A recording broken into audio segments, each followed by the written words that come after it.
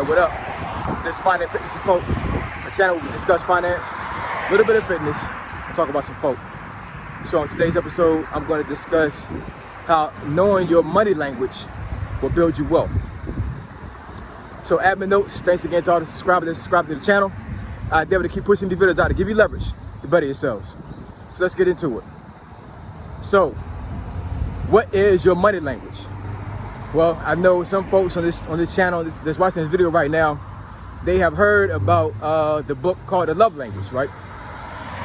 And I believe there's 5 different love languages. So the book was pretty much created to help couples understand what their individual love language is. Because if you know your spouse's or your partner's love language, you're able to communicate with them a lot better than what you would if you didn't know what their love language was. Because you may show love a different way, they may show love in a different way, and they may not receive how you give them love and vice versa.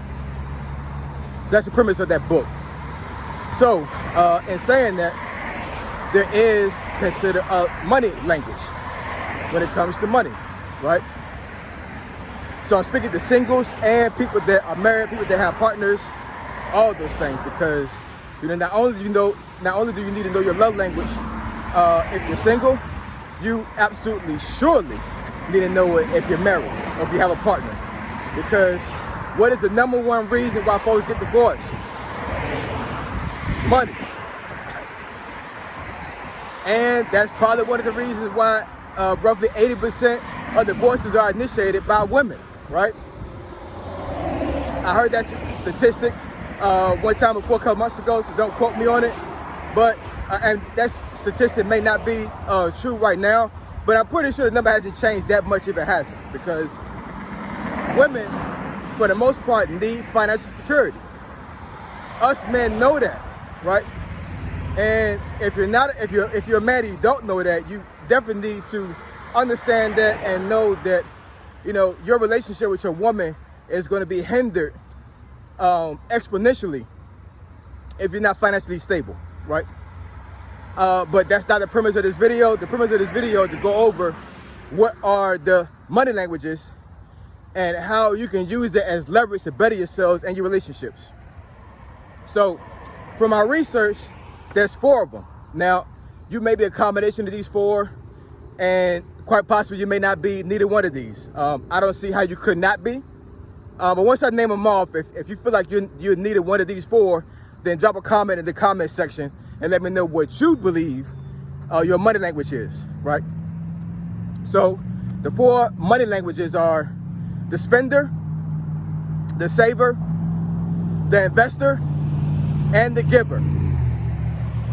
Once again, the 4 money languages are the spender, the saver, the investor, and the giver.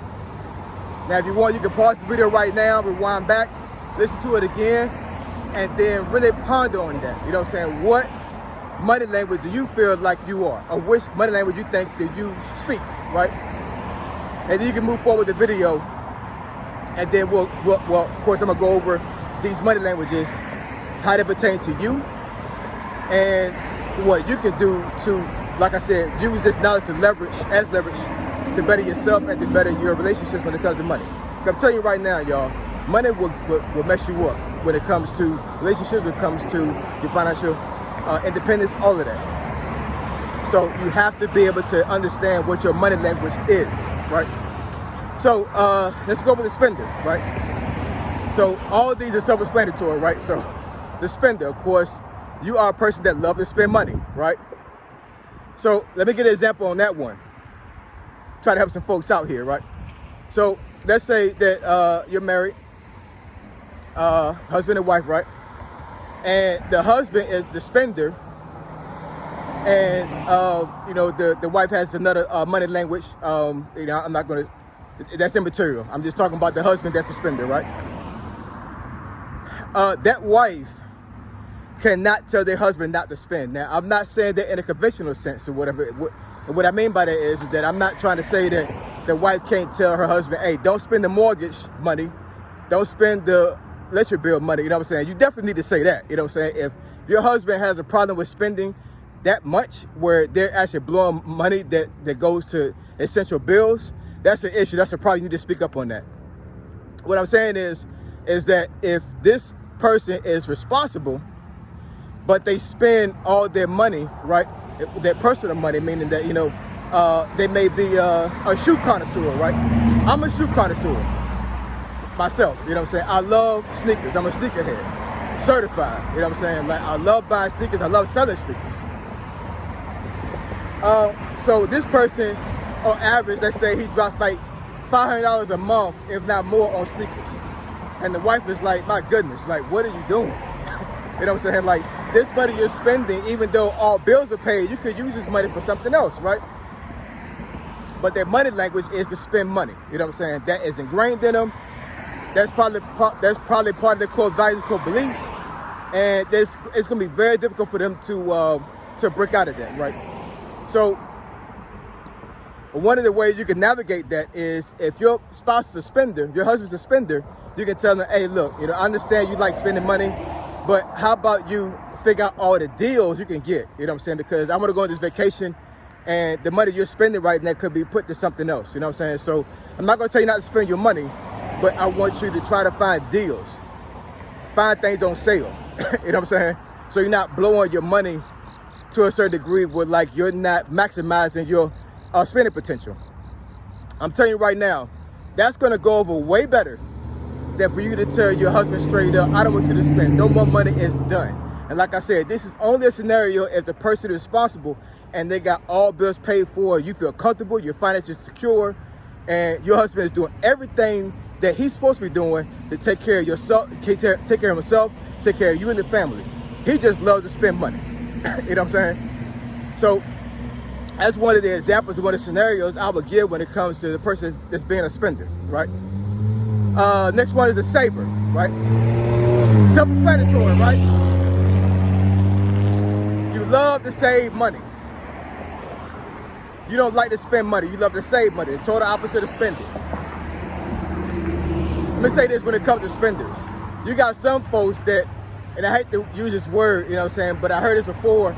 Some folks that are wealthy, they despise savers. This is the reason why. Now I'm talking about America, right? In America, our economy thrives off of people to spend money. You know what I'm saying? I'm not saying for you to blow money, like I was saying before in the previous scenario, as far as like, you taking money for essential bills and you're blowing them. You know what I'm saying? I'm not saying that.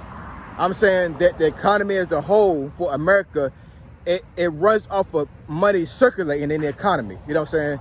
So if you're a person that does not like to spend money and you save every single penny, and you're damaging the economy because think about this, right? If you had half Americans in America save more than 50% of their income every single month for a couple months to a year, the economy would collapse. Like, I totally believe that, you know what I'm saying? Like, it would totally collapse.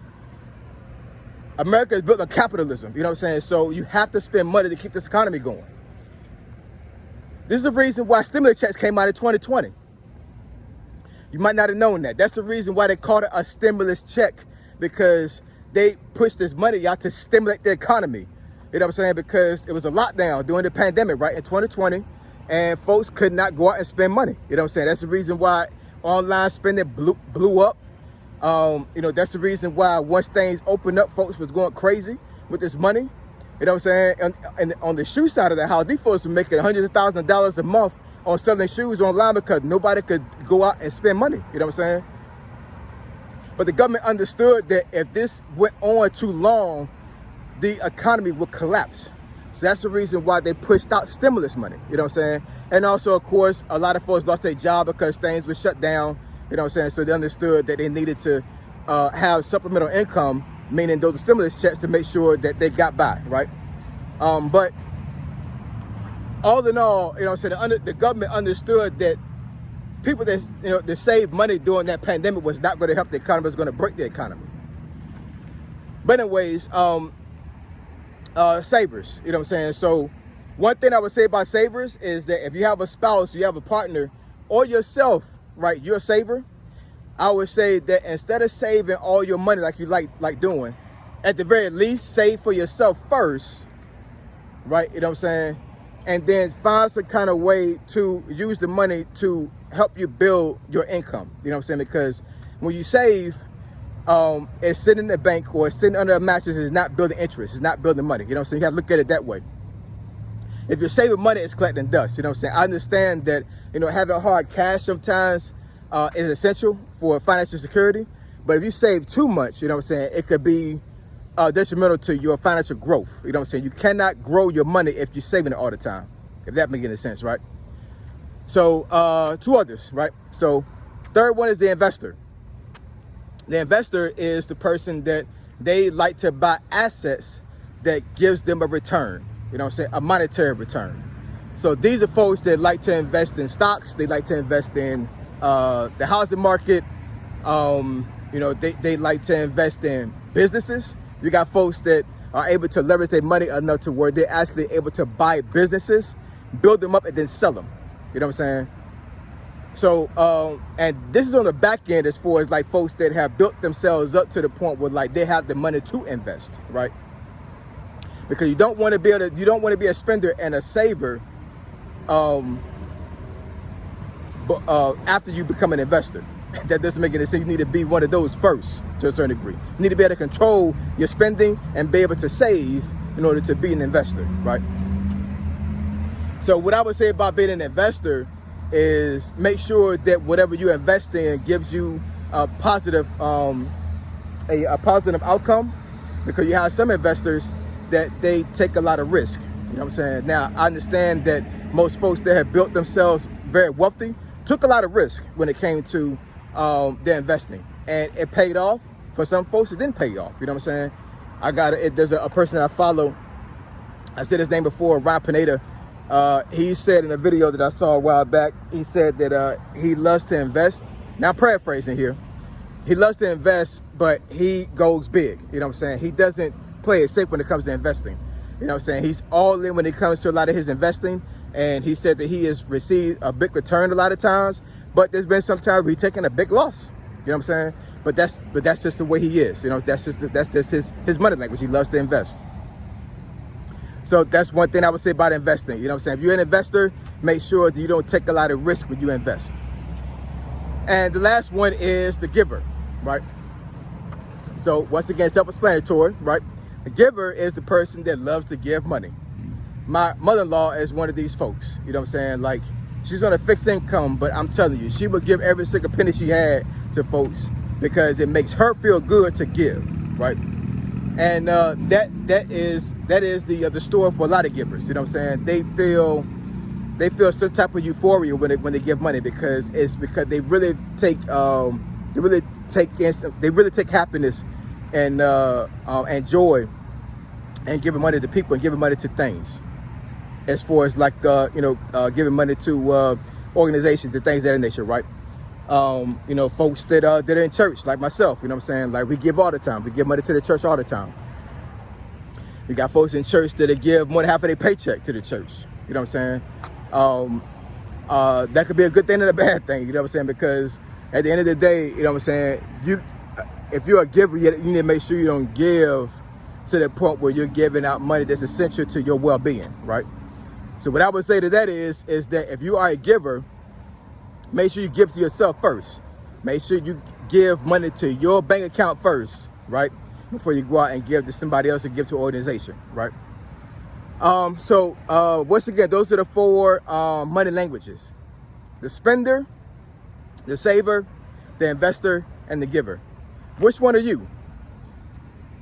You have to understand which one you are in order for you to be able to use that information to leverage yourself to be better, right, in your finances.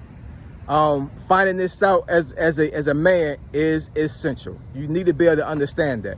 Now, I do understand that some folks are a combination of these things, but and that's fine, right? You know what I'm saying? You have to make sure, just like anything else in life, don't overindulge in any one of these four money languages. So I hope this video actually helps somebody out to help them understand money a lot better, because I know for myself, it took a long time for me to learn how money works. And I wish I knew what my money language was early on in life. Me personally, I'm a spender. I'm not even going front. I am a spender. You know what I'm saying? But I definitely make sure I take care of my business first. And I do have a wife that understands that, and she will take money out the account to make sure I don't spend it. You know what I'm saying? But you know, like I said, I have built myself up to where I can indulge in a little bit of spending. You know what I'm saying? I love buying nice things for myself and, of course, for my wife and my kids.